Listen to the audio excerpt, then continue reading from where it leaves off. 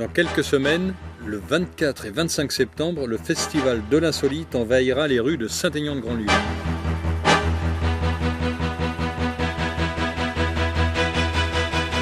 L'équipe municipale se mobilise activement à la préparation de cette grande manifestation.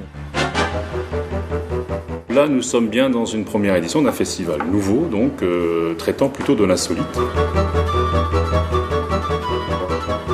Elles seront participatives. Depuis 2 ans qu'elles sont en préparation, ce sont plus de 200 bénévoles qui vont se mobiliser. Alors les habitants ne se sont pas fait prier, soit pour organiser, soit pour inventer des objets ou des costumes, à l'image de ces prochaines festifolies.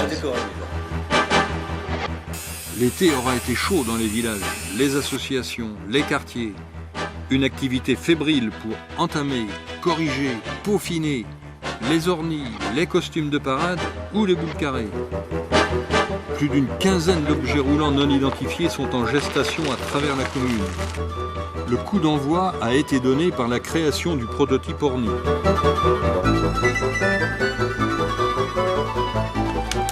Dans la foulée, la rue du Pinier relevait le défi. L'engin prend forme au fur et à mesure du partage des idées. Et les grosses cuillères mettront bientôt les astronautes sur orbite autour du circuit. Quoi de plus naturel que des barriques pour illustrer le jumelage des 2 communes qui soignent si bien leur vin. Qu'une barrique roule, c'est déjà bien. Mais il faut aussi des équipiers à la hauteur et en tenue ad hoc, tonnerre de Bresse. Des effluves de musique allemande s'échapperont de l'ornie pour donner un parfum de Tungersheim. Jusqu'à Pont-Saint-Martin, les idées vont bon train. Attention, les mesures officielles sont précises et doivent être respectées sous peine d'être disqualifiées. C'est un canard à poil et à plumes, en rapport avec le lac. Effervescence aussi, côté parade costumée. Chacune a une idée de son costume à réaliser à partir d'objets de récup. Régulièrement, l'ancienne école grouille de grands élèves créatifs venus s'inspirer de l'expérience de Rose. Elle distille ses petits conseils pour transformer en un tour de main quelques articles banals en costumes de lumière. À la colle, puisque c'était la colle. Tendu comme ça. Les comédiens de simulacre préparent aussi leur show, inspirés par les représentations des années passées. On avait joué ça en quelle année? Hop, ça c'est très sympa. Des affiches qui habillent, des costumes qui s'affichent. Prêts pour la grande parade du 24 septembre?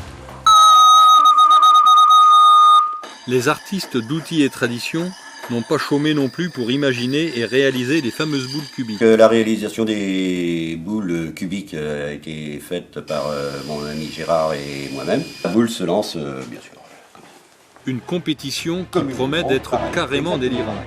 Sans compter toutes les autres animations spectaculaires qui nécessitent un investissement très important des festivaliers, ainsi que les autres grands rendez-vous. La cour du cheval et ses spectacles équestres de haute voltige. Le théâtre et le bazar de rue avec le Zagoil ou les VIP et les Précieuses. Les festifs fanfares avec Jobitume, le grand machin chose, Batala Co. Le grand marché d'automne pour titiller les papilles et les yeux. La boîte à musique et son esprit café-concert. Le palais des petits princes pour enchanter les enfants. Les expos folies pleines de curiosité et le concert des Trianes toujours étonnant de vitalité. 2 jours de fête inoubliables sur la région nantaise.